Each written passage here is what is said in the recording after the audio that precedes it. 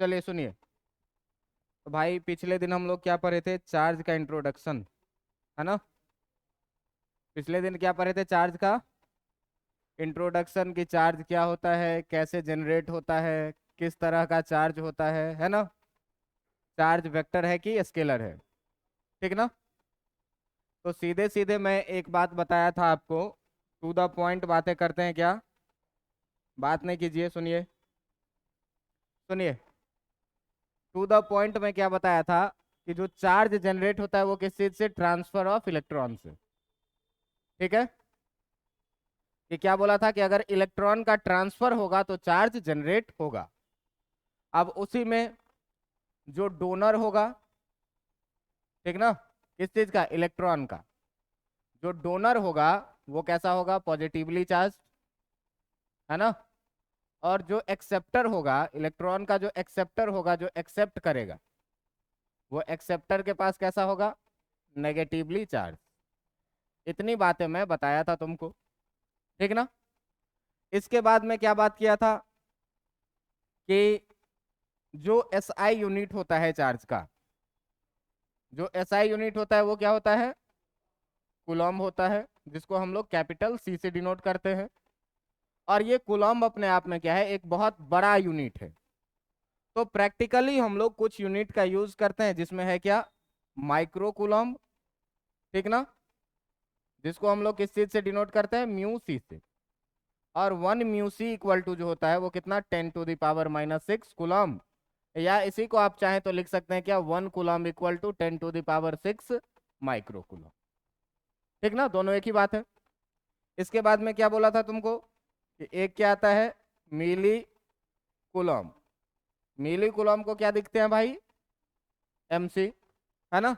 अब देखो कि इसमें क्या बोला था कि 1 मिली कूलॉम जो होता है वो 10⁻⁻³ कूलॉम के बराबर में होता है। या आप ऐसे भी लिख सकते हैं कि 1 coulomb equal to 10⁻³ milli coulomb. इतने बातों पर पिछले दिन चर्चा हो चुकी। इसके बाद में क्या बोला था, इसके बाद क्या बोला था कि इसके बाद जो सीजीएस यूनिट है, जो सीजीएस यूनिट है चार्ज का, वो सीजीएस यूनिट क्या था, स्टेट कूलॉम था, ठीक ना। और इसी स्टेट कूलॉम को हम लोग ESU भी बोलते थे। ESU का मतलब क्या होता था, इलेक्ट्रोस्टैटिक यूनिट। क्या होता था, इलेक्ट्रोस्टैटिक यूनिट। और देखो तुमको बताए थे क्या कि जो एक कूलॉम होता है, 1 कूलॉम, ये होता है कितना, 3 × 10⁻⁹ ESU के बराबर में। ये था क्या, सीजीएस यूनिट, है ना। तो ESU लिखा रहेगा या फिर स्टेट कूलॉम रहेगा, दोनों का मतलब एक ही है। इसके बाद एक तीसरा में मैं क्या बताया था आपको, मैग्नेटिक यूनिट। और ये मैग्नेटिक यूनिट क्या बताया था, मैग्नेटिक यूनिट बताया था क्या, AB कूलॉम, AB कूलॉम। और इसमें आपको बोला था क्या कि जो 1 AB कूलॉम होगा, जो 1 AB कूलॉम होगा, ये 1 AB कूलॉम होता है कितना, 1/10 कूलॉम के। ये चीज मैं आपको पीछे बता चुका हूं, ये सब चीजें, ठीक है। इतना कहानी के बाद हम लोग पिछले दिन जो आए थे, वो पिछले दिन था क्या चीज, तुम्हारा इलेक्ट्रिक करंट, है ना। क्या था, इलेक्ट्रिक करंट। और इलेक्ट्रिक करंट को डिनोट करते थे किस चीज से, आई से।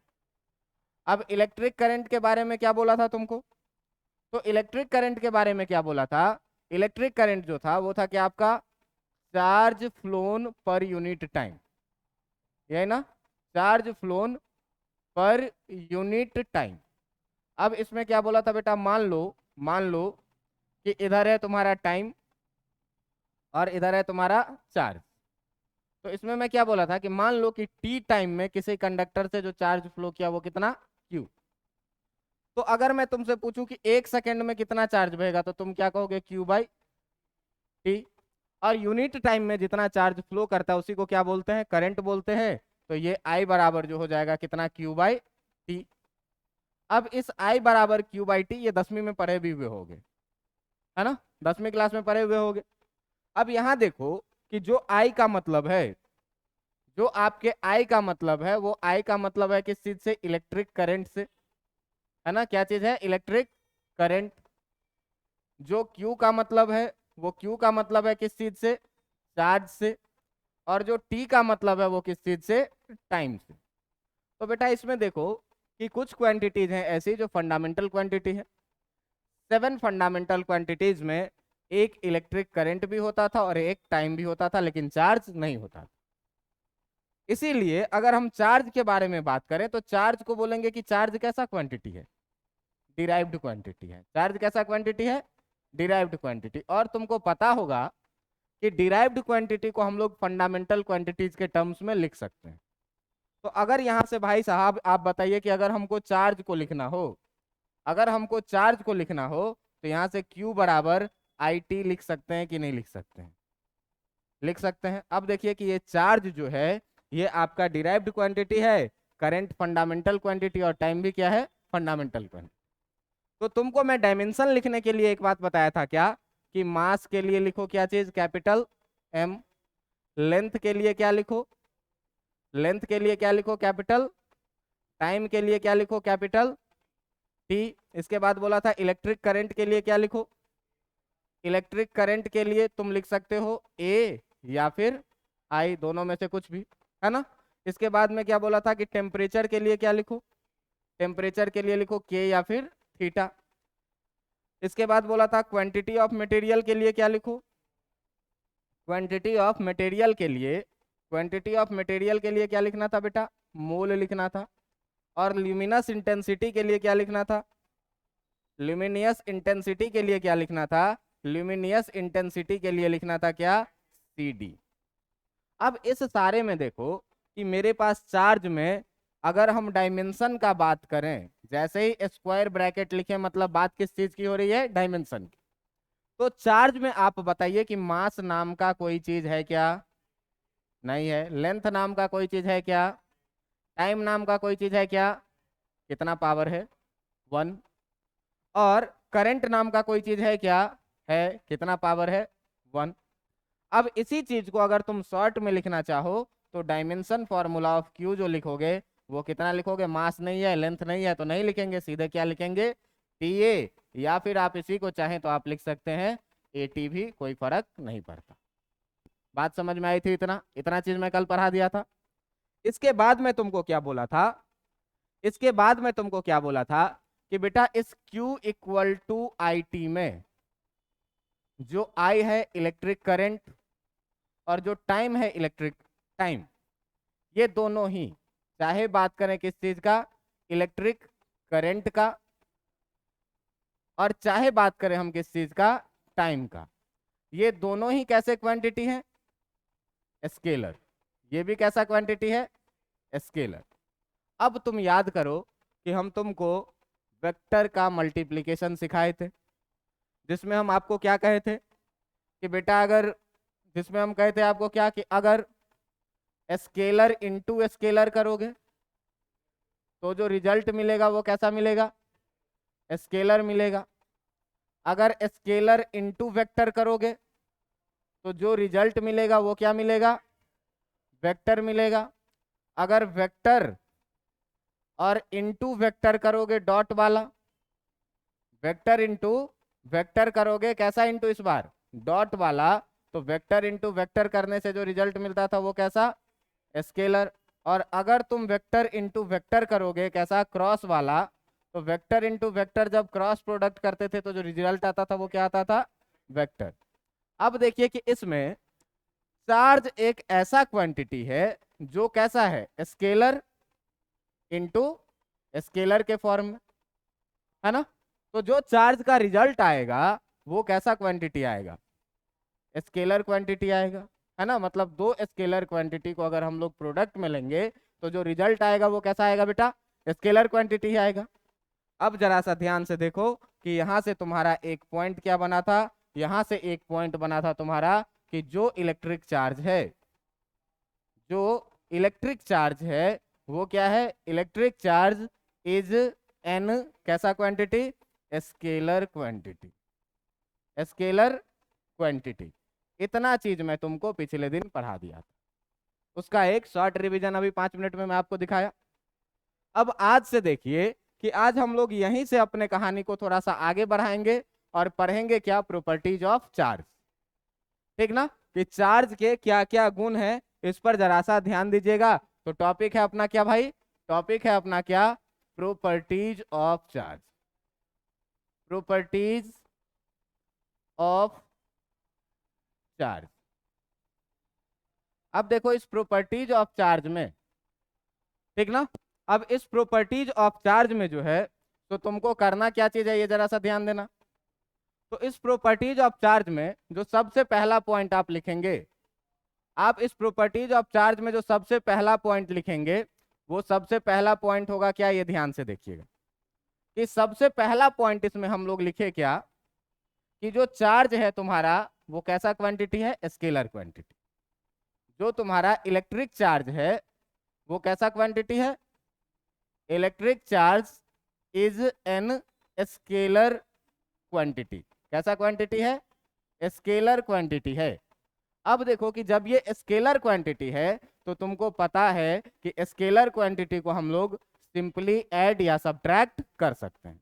जैसे क्या, so it can be added, so it can be added by simple algebraic rule, simple algebraic rule. अब देखो कि यहां से हुआ क्या, कि स्केलर क्वांटिटी है तो इसको हम लोग सिंपली क्या कर सकते हैं, जोड़ सकते हैं या घटा सकते हैं।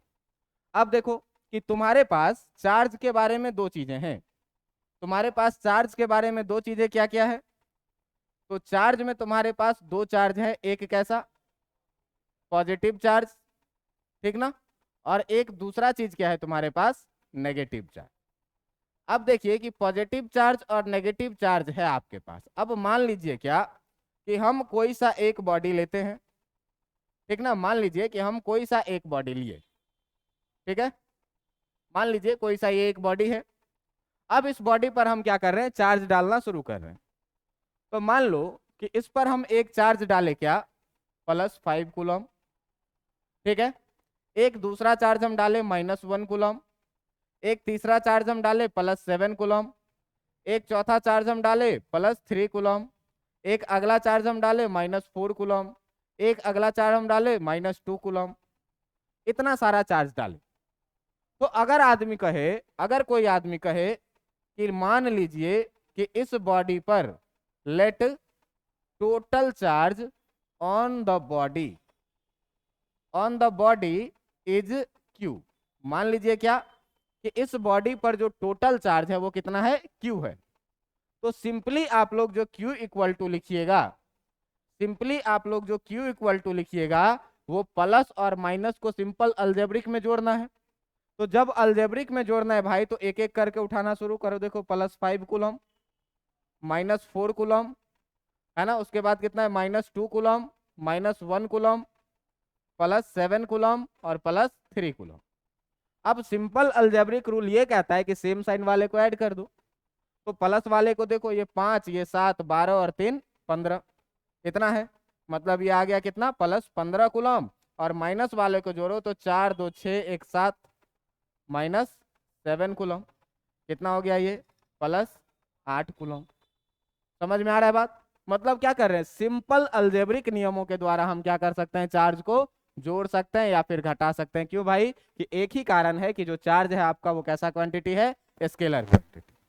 अब यहां से देखिए कि स्केलर क्वांटिटी है, तो हो सकता है कि जो किसी भी बॉडी पर नेट चार्ज आए वो पॉजिटिव आए, हो सकता है कि जो नेट चार्ज आए वो कैसा आए, 0 आए, ये भी हो सकता है कि जो net charge on the body हो वो कैसा आए, नेगेटिव आए। तो पॉजिटिव, नेगेटिव और 0 किसी भी तरह से चार्ज आपके पास आ सकता है। जैसे देखिए एग्जाम्पल में सीधा सीधा बात क्या लिखेंगे, पॉइंट करके क्या लिखेंगे कि net charge on any body, net charge on any body, अगर हम लोग बात करें किसी भी बॉडी पर, ठीक ना, ये क्या क्या हो सकता है, तो मे बी कैसा, पॉजिटिव, नेगेटिव और 0। ये पॉजिटिव, नेगेटिव और 0 कैसा भी हो सकता है। जैसे देखो कि अगर इस पर हम बात करें चार्ज रखें +8 कूलम -5 कूलम। इस पर अगर कोई तुमसे नेट चार्ज पूछे, अगर तुमसे कोई इस पर नेट चार्ज पूछे क्यू नेट, तो ये क्यू नेट कितना है, 8 में से 5 जाएगा कितना, +3 कूलम, पॉजिटिव चार्ज है। अगर कोई दूसरा बॉडी रहे और इस पे एक आदमी चार्ज दे दिया -8 कूलम और +5 कूलम, तो अगर इस पे कोई आदमी तुमसे क्यू नेट पूछे कि कितना चार्ज है, तो कितना देखोगे, -3 कूलम। और अगर इक्वल अमाउंट में पॉजिटिव और नेगेटिव दोनों चार्ज रहे, मान लो +5 कूलम और -5 कूलम, तो अगर इस पे कोई आदमी बात करे कि क्यू नेट कितना होगा, तो 0। मतलब किसी भी बॉडी पे नेट चार्ज पॉजिटिव भी हो सकता है, नेगेटिव भी हो सकता है और 0 भी हो सकता है। ये था आपका पहला प्रॉपर्टी। बात समझ में आई कि नहीं? अब देखो बेटा, एग्जाम में डायरेक्ट पूछ दिया जाता है प्रॉपर्टीज ऑफ चार्ज लिखने के लिए, तो या तो किसी स्पेशल प्रॉपर्टी का नाम लेके पूछेगा, या कभी कभी लॉन्ग क्वेश्चन में पूछ देता है तो तुमको 6-7 प्रॉपर्टी लिखना पड़ेगा 5 नंबर के लिए, ठीक ना? तो अभी एक एक प्रॉपर्टी हम लोग सीखते जाएंगे, पढ़ते जाएंगे, सारा समझ में आपको आ जाएगा। पहला प्रॉपर्टी क्या सीखे कि चार्ज स्केलर क्वांटिटी है, इसीलिए इसको हम लोग सिंपल अलजेब्रिक लॉ के द्वारा जोड़ या घटा सकते हैं, ठीक ना? अब जोड़ने घटाने के बाद किसी भी बॉडी पे जो नेट चार्ज होगा, वो नेट चार्ज या तो पॉजिटिव होगा या तो नेगेटिव होगा या तो 0 भी हो सकता है, कुछ भी हो सकता है, क्योंकि स्केलर क्वांटिटी है और स्केलर क्वांटिटी में भी पॉजिटिव, नेगेटिव और 0। इतनी बातें समझ में आई कि नहीं?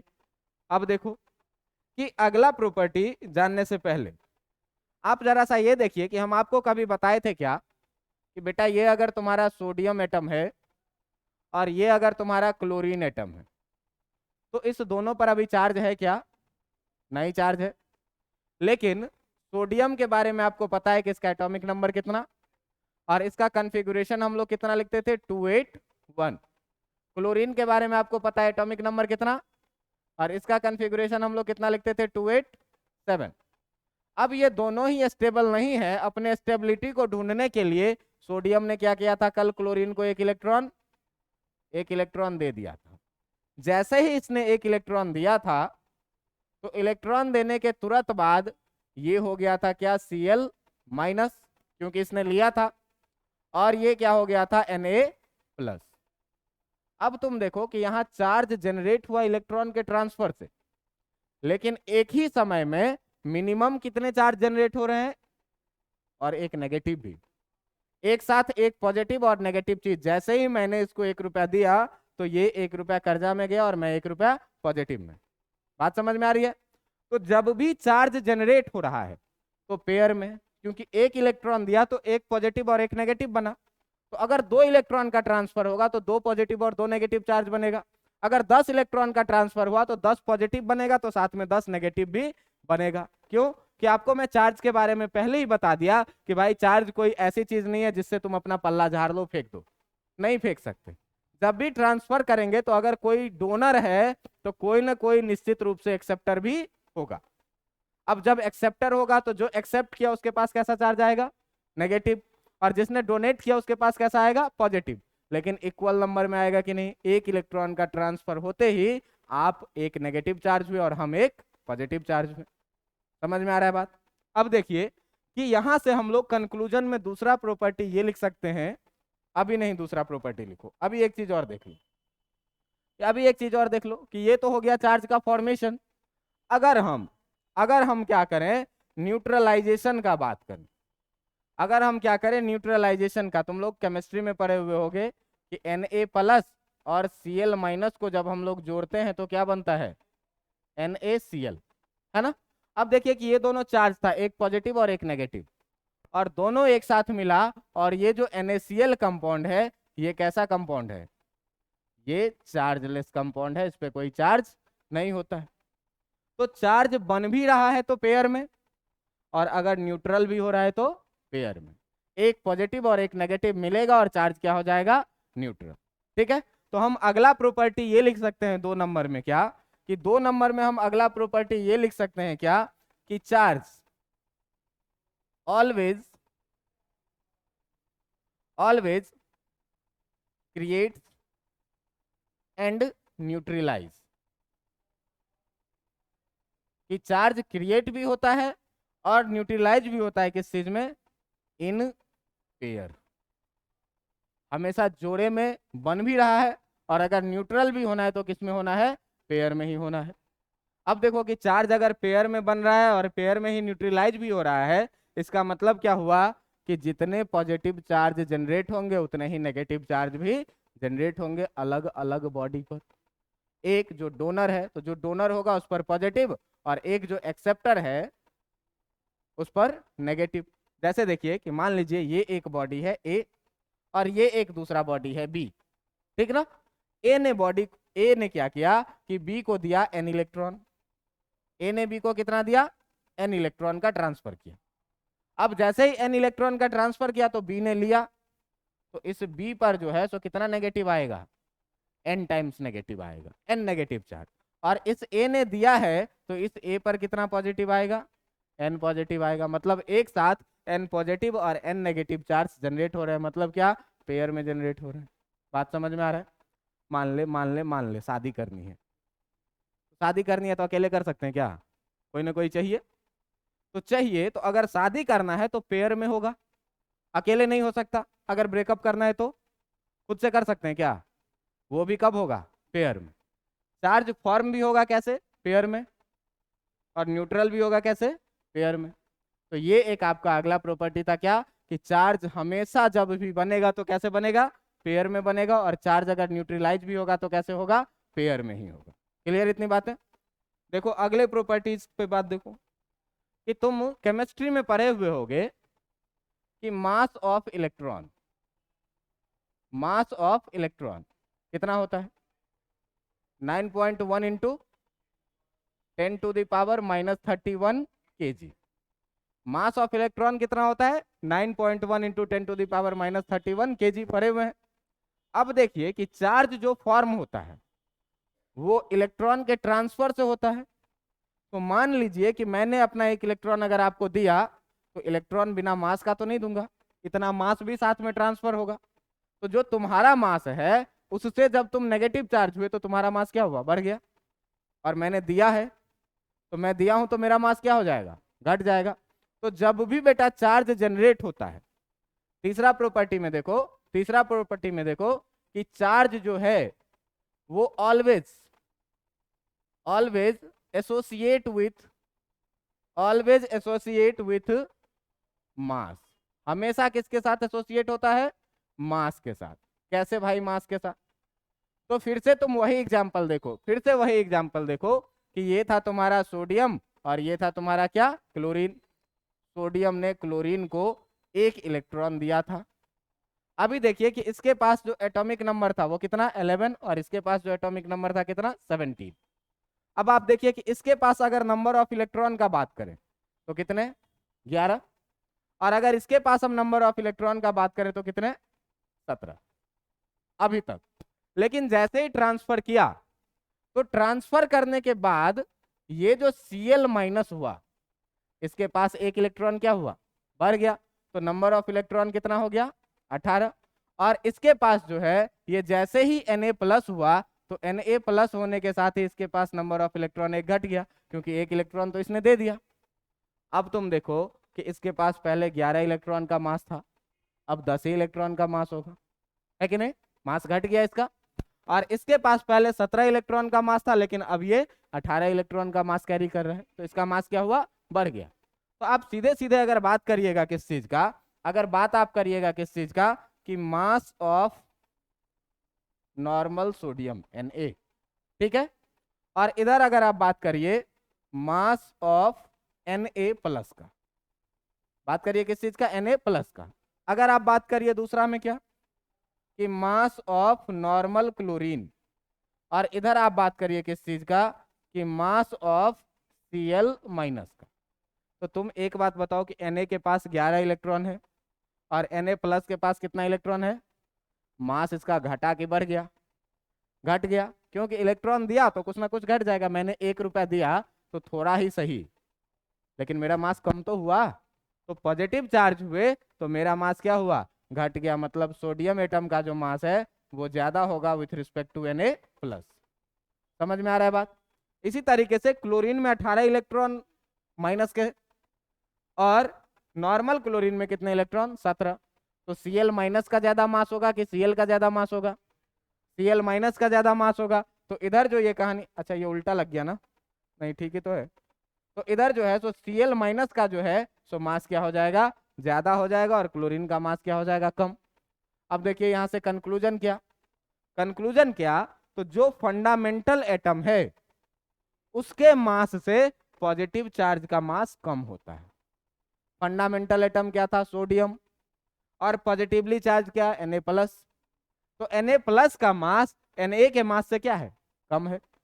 और Cl माइनस का जो नेगेटिवली चार्ज बॉडी का मास होता है वो उसके फंडामेंटल मास से क्या होता है, अधिक होता है। क्यों कि नेगेटिवली चार्ज कुछ ले करके बना है, और लेने वाले का मास क्या होगा, बढ़ेगा, और देने वाले का मास क्या होगा, घटेगा। तो दे करके पॉजिटिवली चार्ज बना है, तो पॉजिटिवली चार्ज बॉडी का मास क्या हो जाएगा, घट जाएगा, है ना। तो ये भी एक प्रॉपर्टी है क्या, कि चार्ज ऑलवेज एसोसिएट विथ क्या, मास। चार्ज हमेशा किसके साथ एसोसिएट होगा, मास के साथ। अब अगर यहां पर आप कंक्लूजन लिखेंगे तो कंक्लूजन में क्या लिखेंगे, जरा सा देखिए, लिखेंगे क्या, mass of positively charge body, positively charge body is less than its fundamental mass, its fundamental mass, कि इसका जो ओरिजिनल मास था न्यूट्रल बॉडी का, ठीक ना, उसके मास से पॉजिटिवली चार्ज बॉडी का मास क्या होगा, कम होगा। कैसे, तो बात किए थे अभी ही क्या, कि मास ऑफ Na+ का, और इधर बात किए थे क्या, मास ऑफ Na का। तो सोडियम एटम का मास अधिक था, जबकि Na+ का मास क्या था, कम। तो देखो कि पॉजिटिवली चार्ज बॉडी का मास कम है, किससे कम है, less than its fundamental mass. Fundamental mass क्या, ओरिजिनल Na का मास। समझ में आ रहा है बात।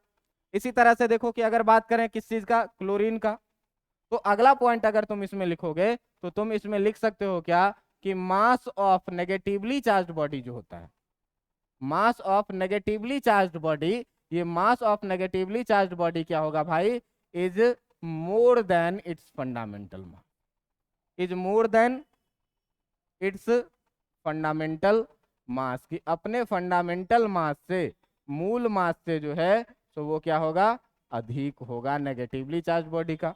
इस पर क्या आपको एग्जांपल दिखाया था, इस पर एग्जांपल अभी दिखाया था क्या, कि मास ऑफ Cl-, ये नेगेटिवली चार्ज बॉडी है, ये अधिक होता था किस चीज से, मास ऑफ Cl से। इतना समझ में आया कि नहीं। तो भाई साहब जब भी चार्ज क्रिएट हुआ, इसका मतलब इलेक्ट्रॉन का ट्रांसफर हुआ, और इलेक्ट्रॉन के ट्रांसफर के साथ साथ मास का भी क्या होगा, ट्रांसफर। कितने मास का ट्रांसफर होगा, तो कम से कम क्या, जितना एक इलेक्ट्रॉन का मास है, जितना इलेक्ट्रॉन, एक इलेक्ट्रॉन का ट्रांसफर होगा, तो 9.1 इंटू 10⁻³ kg मास का भी ट्रांसफर होगा। और जैसे ही चार्ज बना तो मास का ट्रांसफर हो रहा है। अब जिसने लिया वो नेगेटिवली चार्ज, तो लेने से मास बढ़ेगा, चार्ज कैसा होगा, नेगेटिव। तो नेगेटिव बॉडी का जो है सो मास क्या होगा, बढ़ेगा, ठीक ना। नेगेटिवली बॉडी का मास क्या होगा, बढ़ेगा। और जो पॉजिटिवली चार्ज बॉडी है उसने दिया है, उसके पास कुछ कम हुआ है, तो कम होने से उसका मास क्या होगा, घट जाएगा। बात समझ में आई कि नहीं।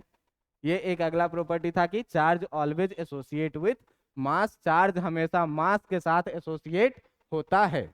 इतना में कोई कष्ट आपको, कोई कष्ट नहीं।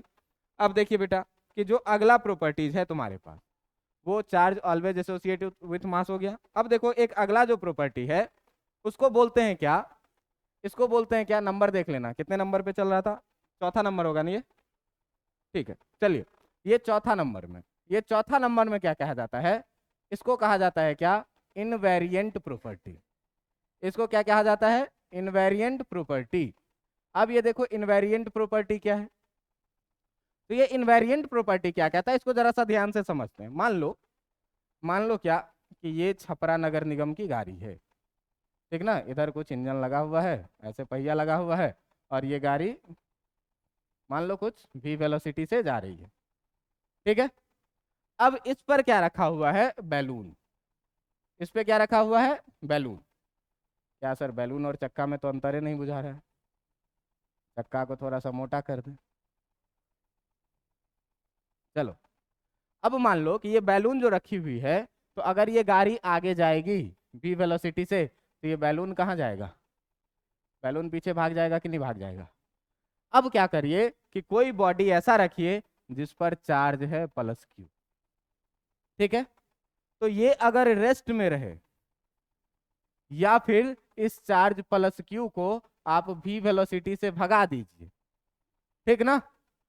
चाहे आप इस चार्ज को आप इसमें वेलोसिटी में भी चेंज कर दीजिए, एक्सीलरेशन भी कर दीजिए, इसका चार्ज कहीं जाएगा नहीं, इसके चार्ज पर कोई फर्क नहीं पड़ेगा। क्यों नहीं पड़ेगा फर्क? कि भाई बैलून तो कहीं भी उड़ के जा सकता है, लेकिन चार्ज ट्रांसफर के लिए सबसे पहला कंडीशन ये है कि अगर मेरे पास चार्ज है तो ट्रांसफर के लिए कोई लेने वाला चाहिए, हवा में ये रिलीज नहीं कर पाएगा। तो किसी भी चार्ज बॉडी को रेस्ट में रहे, चाहे कांस्टेंट वेलोसिटी से मूव करे, चाहे उसमें कांस्टेंट एक्सीलरेशन भी हो, उसके चार्ज पर कोई फर्क नहीं पड़ेगा, ये बैलून के जैसे उड़ेगा नहीं। समझ में आ रहा है बात?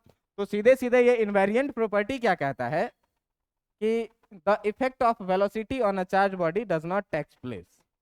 क्या सीधे बोलोगे कि द इफेक्ट ऑफ वेलोसिटी या फिर चेंज इन वेलोसिटी, या फिर change in velocity does not affect the effect of velocity and change in velocity does not takes place on a charged body। कि किसी भी चार्ज बॉडी पर velocity में ला देने से या उसको एक्सीलरेट कर देने से उसके चार्ज पर कोई फर्क नहीं पड़ता है। बात समझ में आया? क्यों नहीं पड़ता है? कि बैलून तो है, ये हवा के रेजिस्टेंस के कारण उड़ेगा, लेकिन अगर इसको चार्ज कर दिए तो ये तब तक खत्म नहीं होगा जब तक क्या है कि इसके साथ कोई एक्सेप्ट करने वाला या डोनेट करने वाला नहीं। हम चार्ज हैं और हम भाग रहे हैं, इससे मेरे चार्ज पे कोई फर्क नहीं पड़ेगा, ठीक ना? हम रुके हुए हैं तो भी मेरे पास उतना ही चार्ज है। बात समझ में आ रही है? तो इसी को क्या बोलते हैं? इनवेरिएंट प्रॉपर्टी, की वेलोसिटी और चेंज इन वेलोसिटी का कोई इफेक्ट चार्ज बॉडी पर नहीं पड़ता, इसके चार्ज पर कोई फर्क नहीं पड़ता है। तो पड़ता कैसे है फर्क? ये देखो कि अगर मान लो कि हमको चार्ज किया जा रहा है, धीरे धीरे मेरे ऊपर में क्या किया जा रहा है? चार्ज को बढ़ाया जा रहा है, बढ़ाया जा रहा है, बढ़ाया जा रहा है, बढ़ाया जा रहा है। अब जैसे जैसे चार्ज बढ़ेगा तो कोई एक ही तरह का ना चार्ज डालोगे तब ना बढ़ेगा। अगर हम पॉजिटिवली चार्ज हैं तो पॉजिटिव चार्ज डालोगे तो मेरे पास चार्ज बढ़ेगा, या नेगेटिवली चार्ज हैं तो नेगेटिव चार्ज डालोगे तो मेरा चार्ज क्या होगा? बढ़ेगा। अब डाल रहे हो और तुम ये भी जानते हो कि पॉजिटिव चार्ज और पॉजिटिव चार्ज में क्या होता है? रिपल्सन होता है। जानते हो कि नहीं? तो अब अगर मेरे पे पॉजिटिव चार्ज बढ़ रहा है, मतलब मेरे में दो बॉडी का रिपल्सन क्या होता जाए? अभी मेरा हाथ ऐसे है मान लो, अब मेरे दोनों हाथ पे चार्ज हो रहा है तो रिपल्सन होगा, तो धीरे धीरे धीरे धीरे धीरे धीरे हाथ क्या होता जाएगा? दूर होता जाएगा, दूर होता जाएगा। अब एक समय के बाद ऐसा आया कि अब पूरा हाथ भी दूर हो गया, अब कहाँ जाएगा चार्ज? तो अब हमारे सराउंडिंग में हवा है कि नहीं? हवा पार्टिकल्स है कि नहीं? पार्टिकल्स में एटम है कि नहीं? एटम में इलेक्ट्रॉन प्रोटॉन है कि नहीं? और इलेक्ट्रॉन प्रोटॉन है मतलब पॉजिटिव और नेगेटिव चार्ज है कि नहीं? है। अब क्या करेगा ये देखो कि अब करेगा क्या कि ये बॉडी जो जिस पर एक्सेस ऑफ चार्ज है, ये बॉडी जिस पर एक्सेस ऑफ चार्ज है पॉजिटिव चार्ज, ये अब क्या करेगा? तो बगल वाले हवा से समझौता करेगा, कहेगा क्या भाई कि मेरे पास बहुत चार्ज है, मैं हाईली अनस्टेबल हूं, देखो हाथ पैर चला सकते थे, अब चार्ज के कारण मेरा हाथ ऐसे है, तो हम स्टेबल हैं क्या? नहीं है स्टेबल। अब हम क्या ढूंढेंगे? स्टेबिलिटी ढूंढेंगे। तो अब स्टेबिलिटी ढूंढने के लिए हम समझौता किससे करेंगे? तो हमारे चारों तरफ जो हवा का कण है, जो धूल कण है, उससे क्या करेंगे? समझौता। अब क्या करेंगे कि भाई इधर आ, हवा मेरे कांटेक्ट में है ना? अब हवा का ये कण है मान लो कांटेक्ट में, तो इसके पास अगर ये हवा का कण है तो इसके पास पॉजिटिव नेगेटिव दोनों तरह का चार्ज है कि नहीं? अब पॉजिटिव नेगेटिव दोनों तरह का चार्ज है तो ये क्या करेगा? नेगेटिव चार्ज को कहेगा तू मेरे तरफ आ। पॉजिटिव को आने देगा क्या? हम ऑलरेडी बहुत अनस्टेबल है, हम चाहेंगे कि और अनस्टेबल हो जाए। पॉजिटिव को क्या कहेगा? तू बेटा दूर जा। अब इस दो को जैसे ही चिपका तो ये दो को नेगेटिव के साथ ही दो को पॉजिटिव क्या करेगा? न्यूट्रल हो जाएगा। इस पॉजिटिव को कहेगा कि अब बेटा तुम बाहर का रास्ता देख लो। क्यों देख लो? क्योंकि हमको तुम्हारी जरूरत नहीं है। अब ये धीरे धीरे क्या होने लगेगा? डिस्चार्ज होने लगेगा। तो किसी भी बॉडी को जब हम एक्सेस चार्ज कर देते हैं ना, तो एक्सेस चार्ज करने के बाद वो क्या होता है? धीरे धीरे धीरे धीरे न्यूट्रलाइज हो जाता है। जैसे मान लो कि ये पेन है, इसको बाल में ऐसे ऐसे रगड़े, चार्ज जनरेट हो गया। अब अभी अगर इसको तुम तुरंत कागज से सटाओगे, तो कागज से सटाओगे तो ये कागज को खींच के धीरे धीरे डिस्चार्ज हो जाएगा। लेकिन अगर इसको बिना कागज में सटाए छोड़ दो थोड़ी देर, तो थोड़ी देर छोड़ दोगे तो इस पर चार्ज हो गया, मतलब ये क्या, अनस्टेबल। अब अनस्टेबल है तो ये स्टेबिलिटी ढूंढेगा कि नहीं ढूंढेगा? अब ढूंढेगा स्टेबिलिटी, तो क्या करेगा, हवा के कण के साथ धीरे धीरे ये क्या हो जाएगा, न्यूट्रलाइज हो जाएगा। नहीं तो इसको बहुत चार्ज करके रखे, ऐसे रखा हुआ है चार्ज करके, थोड़ा देर के बाद पकड़ेंगे, मारेगा हाथ में झटका। समझ में आ रहा है कि नहीं आ रहा है? बात समझ में आ रहा है फिर? तो एक्सेस चार्ज करने से क्या होता है, धीरे धीरे चार्ज का लीकेज होने लगता है। समझे? अब इसी कहानी में आप थोड़ा सा देखिए एक चीज, क्या इसी कहानी में आप एक चीज और देखिए, क्या कि मान लीजिए कि अपने पास एक बॉडी है, जो बॉडी में कुछ शार्प कॉर्नर्स बन रहे हैं। मान लीजिए ऐसा एक बॉडी, मान लीजिए, अजीब लग रहा है सर, मान लीजिए ऐसा एक बॉडी है और इस बॉडी पर यहाँ शार्प कॉर्नर बन रहा है, ये तुमको लग रहा है, ठीक ना? अब देखो कि इस बॉडी पर जब तुम क्या करोगे, चार्ज डालोगे, सुनो, इस बॉडी, प्याज लग रहा है सर, सुन, मोमोज बेटा, चलो सुनो, देखो अब इसमें क्या है कि जैसे जैसे चार्ज डालेंगे तो चार्ज बढ़ेंगे, तो इस पर क्या होगा, रिपल्सन बढ़ेगा कि नहीं बढ़ेगा? अब जब रिपल्सन बढ़ेगा तो रिपल्सन बढ़ते बढ़ते बढ़ते बढ़ते बढ़ते पूरा चार्ज से इसको हम दिए भर, एकदम धर के भर दिए। अब देखो कि क्या होना है कि सबसे ज्यादा रिपल्सन कहाँ पे रहेगा, सबसे ज्यादा रिपल्सन नीचे रहेगा कि ऊपर रहेगा? ऊपर रहेगा। क्यों? कि पतली गली है, यहां से मान लीजिए यहाँ पूरे क्लास में लोग भरे हुए हैं तो रिपल्सन कम है, लेकिन अचानक छुट्टी हो और सबको नीचे उतरना हो, तो सबसे ज्यादा कंजस्टेड रिपल्सिव एरिया कौन सा होगा? जो पतली गली है, सीढ़ी, वो है ना? तो सबसे ज्यादा रिपल्सन होगा तो सबसे ज्यादा अनस्टेबल आप कहाँ रहिएगा? उसी सीढ़ी पे। तो यहाँ पर अगर चार्ज का डेंसिटी बहुत ज्यादा है तो सबसे ज्यादा चार्ज क्या होगा, सबसे ज्यादा चार्ज यहाँ पर अनस्टेबल रहेगा। अब अनस्टेबल रहेगा तो यह क्या कहेगा कि भाई हवा का कण तुम मेरे पास में आओ, हवा का कण तुम मेरे पास में आओ, और आओ तो क्या हो, नेगेटिव मेरे तरफ आओ, क्योंकि नेगेटिव की हमको जरूरत है, लेकिन पॉजिटिव तुम किधर रहो, दूर ही रहो, है ना? पॉजिटिव को क्या कहेगा, तुम मेरे से कहाँ रहो, दूर रहो। अब ये क्या किया, तो भाई ये जितने नेगेटिव है, यहाँ से नेगेटिव चार्ज से ये सब पॉजिटिव मिल मिल के क्या करेगा, खुद को न्यूट्रल करना लगेगा। अब न्यूट्रल जब करने लगा तो इस पर जो चार्ज का अमाउंट है वो चार्ज क्या होने लगेगा, डिक्रीज होने लगेगा। और इसी चार्ज के डिक्रीज होने के प्रोसेस को हम लोग दूसरे वर्ड में ये भी बोल सकते हैं कि ये कैसा होने लगेगा, डिस्चार्ज होने लगेगा। होने लगेगा कि नहीं? तो ये चार्ज कहाँ से ज्यादा, सबसे ज्यादा कहाँ से डिस्चार्ज हो रहा है, शार्प कॉर्नर से, ठीक ना? सबसे ज्यादा कहाँ से डिस्चार्ज हो रहा है, शार्प कॉर्नर से। क्यों हो रहा है शार्प कॉर्नर से भाई? क्योंकि शार्प कॉर्नर पे सबसे ज्यादा रिपल्सन है। अब इस डिस्चार्जिंग के प्रोसेस को, इसी शार्प कॉर्नर से डिस्चार्जिंग के प्रोसेस को बोला जाता है क्या, कोरोना डिस्चार्ज। क्या बोला जाता है, कोरोना डिस्चार्ज। 2 नंबर में पूछ देता है कि what do you mean by corona discharge, covid discharge नहीं, कोरोना डिस्चार्ज इसका नाम ही है, ठीक ना? तो अगर आपसे पूछे कि what do you mean by corona discharge, तो आप सीधे सीधे लिखिएगा क्या, कोरोना डिस्चार्ज के डेफिनेशन में, ठीक ना, कोरोना डिस्चार्ज के डेफिनेशन में क्या लिखिएगा, the process of discharging from the sharp corner of any body. किसी भी बॉडी के शार्प कॉर्नर से जो चार्ज डिस्चार्ज हो रहा है, इसी प्रोसेस को क्या बोलेंगे, कोरोना डिस्चार्ज।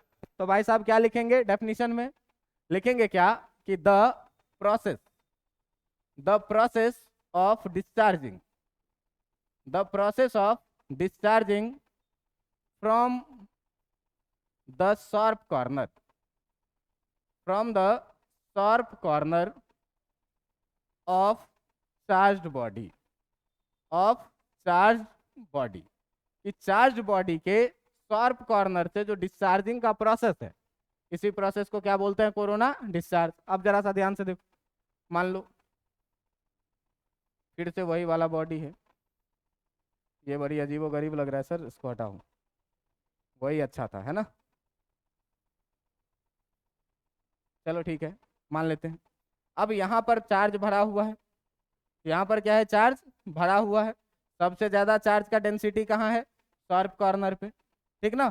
तो अब इस शार्प कॉर्नर पे हाई रिपल्सन के कारण चार्ज क्या हो रहा है, उड़ उड़ के बाहर वाले के साथ न्यूट्रल हो रहा है।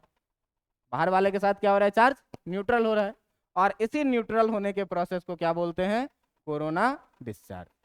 अब तुम कहोगे कि सर क्या हमेशा इस पर पॉजिटिव चार्ज ही रहेगा, अगर बॉडी नेगेटिवली चार्ज रहे तो?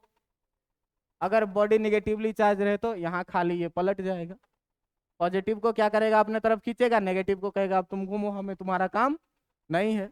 तो इसी प्रोसेस को क्या बोलते हैं, कोरोना डिस्चार्ज बोलते हैं। याद रहेगा बात क्या, सीधे एक लाइन में कि कोई भी चार्ज बॉडी है तो चार्ज बॉडी में सबसे ज्यादा कहाँ से डिस्चार्जिंग होगा, ये देखो मान लो मेरा बॉडी है, तो मेरा बॉडी मान लो फुल चार्ज, एकदम फुल चार्ज। अब सबसे ज्यादा जो डिस्चार्जिंग होगा वो कहाँ से, उंगलियों से। क्यों, कि उंगली कहीं ना कहीं शार्प कॉर्नर है। अब शार्प कॉर्नर है, बॉडी शार्प नहीं है, लेकिन उंगली सबसे ज्यादा क्या है, शार्प है। तो यहाँ पर रिपल्सन क्या होगा, बहुत अधिक, एकदम उंगली ऐसे फटने लग जाएगा चार्ज के रिपल्सन से। अब मान लो इतना चार्ज है कि उंगली फट रहा है, तो ये क्या चाहेगा, न्यूट्रल स्टेट में आना। दुनिया में हर चीज अपने वास्तविक स्थिति में ही रहना पसंद करती है।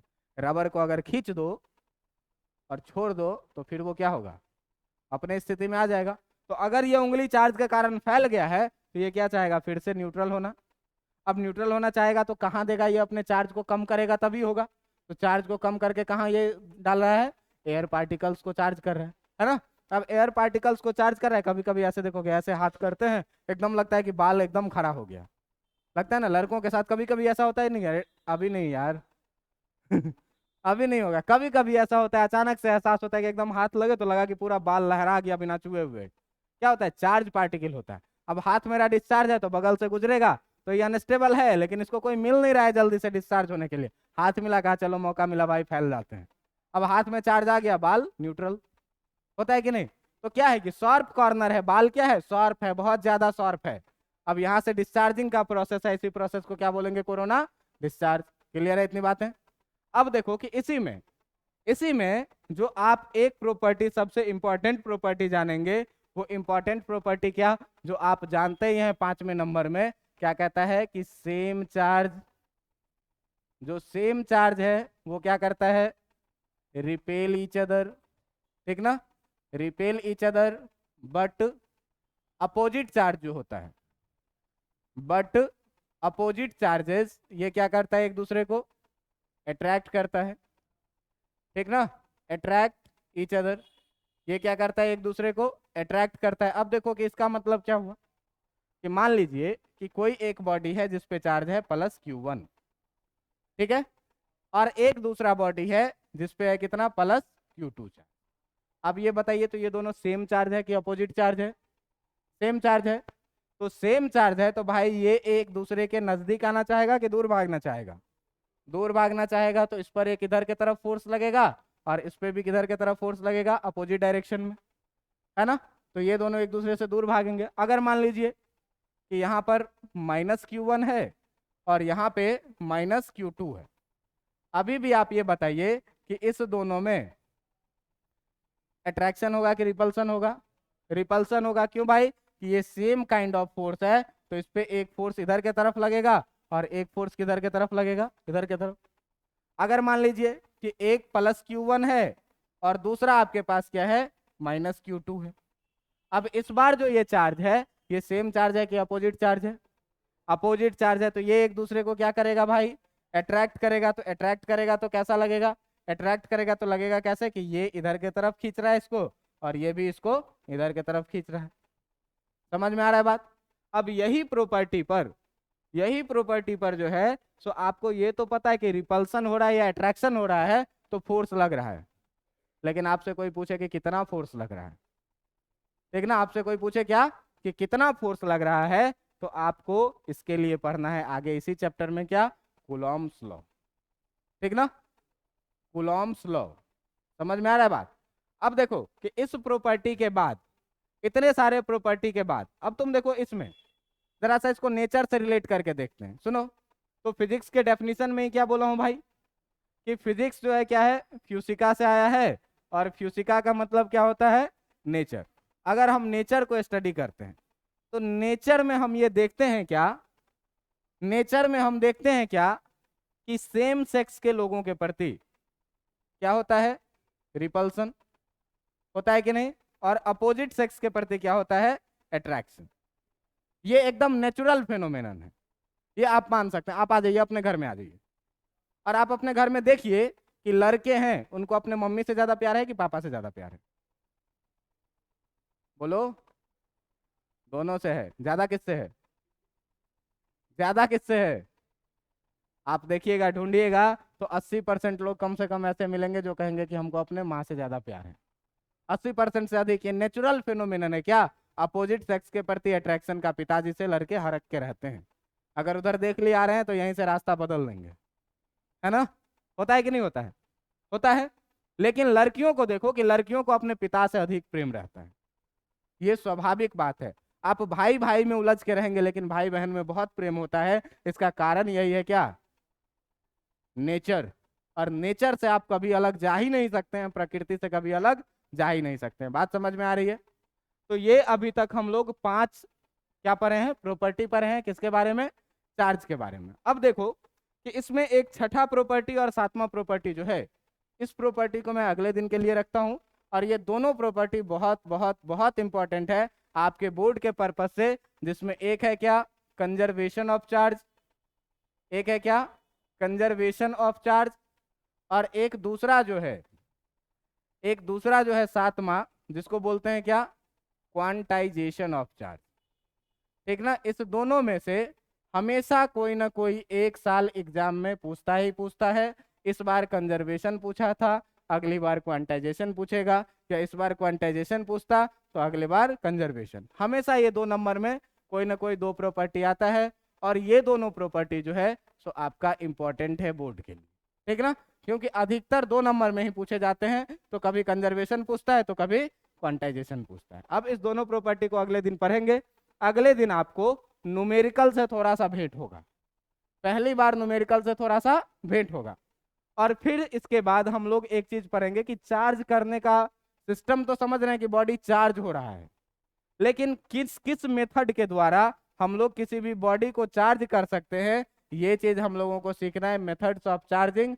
और इस मेथड्स ऑफ चार्जिंग में हम लोगों को बहुत सारे रूल्स पढ़ने हैं चार्ज करने के। अभी तक तो केवल ऐसे कंघी से रगड़ के चार्ज कर रहे थे, फ्रिक्शन से, है ना? और भी क्या क्या मेथड हो सकते हैं जिससे हम किसी भी बॉडी को चार्ज करेंगे, इसको भी हम लोग अगले ही दिन अगर समय मिलेगा तो पढ़ेंगे, नहीं तो अगले के अगले दिन पढ़ेंगे। समझ में आ रहा है बात? तो इतना आप लोग निश्चित रूप से पढ़ के और आइएगा। जब पढ़ के आइएगा तो फिर हम लोग अपने लेक्चर को अगले दिन आगे बढ़ाएंगे। और हाँ, आप लोग नोट्स रेगुलर अपडेटेड रखिए अपना। ठीक ना? आप लोग नोट्स हमेशा ही रेगुलर अपडेटेड रखिए। और अपडेट रखने के बाद जो है सो हम लोग मिलेंगे।